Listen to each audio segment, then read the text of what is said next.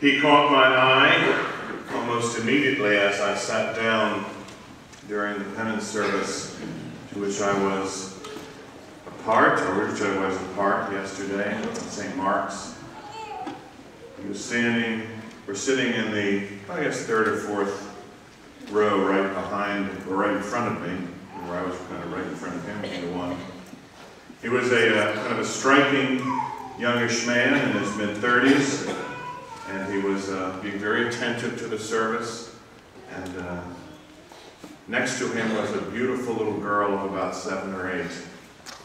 And every once in a while he would look down at her and smile, go back to listening to the word or singing the psalm. And every once in a while she would pick up her hand and push it against his face. And he would smile again, and she would laugh.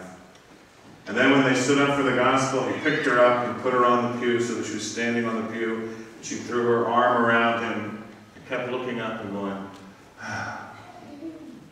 I was a basket case by the time the gospel was over. It was just so beautiful to see these two in such obvious, wondrous love. And I thought to myself, I hope he doesn't lose what he's got.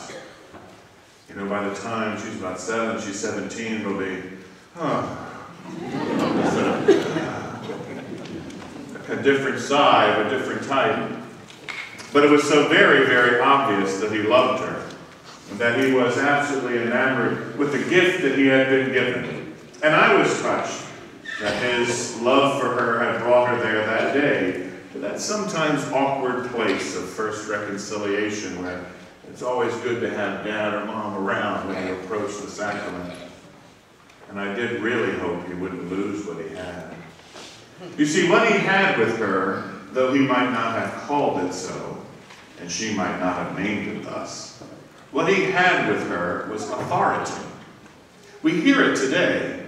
We hear it in actually 2 readings. It's named in the 3rd reading, the Gospel. But in the 1st reading, Yahweh talks about it as well. He says to Moses that I am going to place the words of my very mouth in someone, and he will speak with my words. He will speak with my authority, my power. He will speak salvation. And Jesus, coming to his hometown, as it were, the town at least of his operations, if not his rearing up, goes into the synagogue, and immediately people sense something different in the way he addresses them. It's authority, they say. He speaks with authority.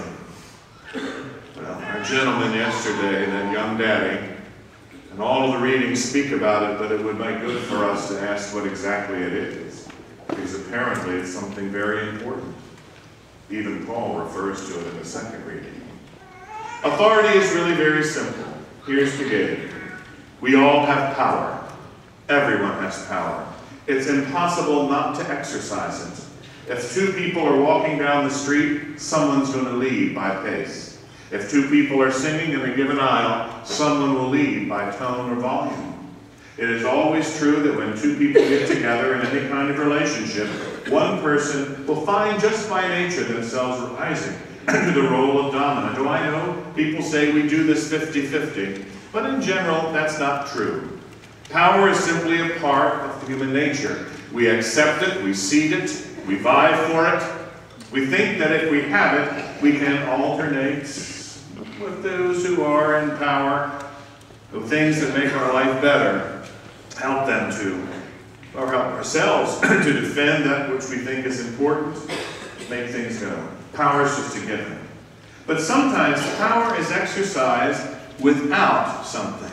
Power, when it's exercised simply for the need of making things happen, keeping the lid on, or defensiveness, well, I call that control. Basically, it's power without love. Power, when it's exercised because we're fearful or fretful, does in fact change things. Parents can simply say to their children, you will do the following thing or else, and sometimes it will get done. But that kind of power, control, very seldom changes anything for good. Nothing really happens permanently because of the effect of control. The reality is that in God's way, in the gospel way, in the way of Jesus, power must be infused completely and thoroughly with love. And when it is, I would submit, that's what the gospel is referring to as authority. When power is filled with love, life changes. Anybody here who's married? Remember, the first time that person said to you, maybe it was the only time they needed to, will you marry me? Will you put your future together with my future? Can we be one people and form one family?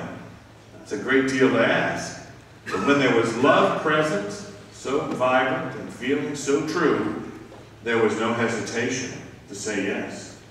Power to change another person's life completely happens in an instant. Yes, I will. I will. I do. It's real authority. It's the authority that happens when parents and children meet and the love they have for each other, in fact, unfolds in the plan for the day, the plan of behavior. It's the one who calls home after they get to the party and realize there are no adults there, not because they're afraid of their parents, but because they love them. And they know their parents love them too. And so they respond in the way they know best, the way their parents taught them. The gospel talks about authority today, but interestingly in Mark, note what it does. It then adds an example. There's an example of a man with an unclean spirit who cries out, "Jesus, Son of God, what would you have to do with us? We know who you are." Well, remember, in gospel language and gospel times, the fact that that spirit is naming Jesus, calling him by name, and announcing who he is an attempt on the part of the spirit to preempt Jesus' authority, to control Jesus. You notice how many times in the gospel someone changes the name of someone else? You notice when Yahweh's in the burning bush and Moses says, "Give us your name." And he doesn't. He says, "That's enough for you to know that I am who I am." Well, that's because when you have the name of somebody in gospel time, Bible time, you have power over them, the power to call them, the power to send them.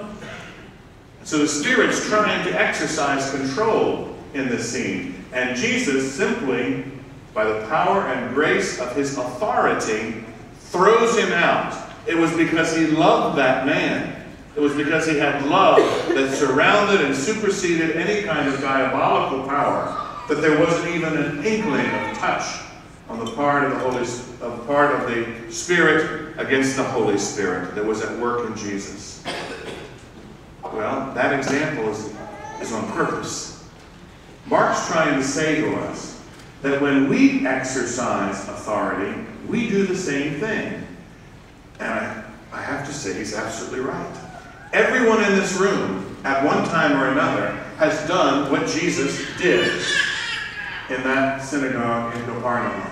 Every one of us has relieved someone of the unclean spirit of something.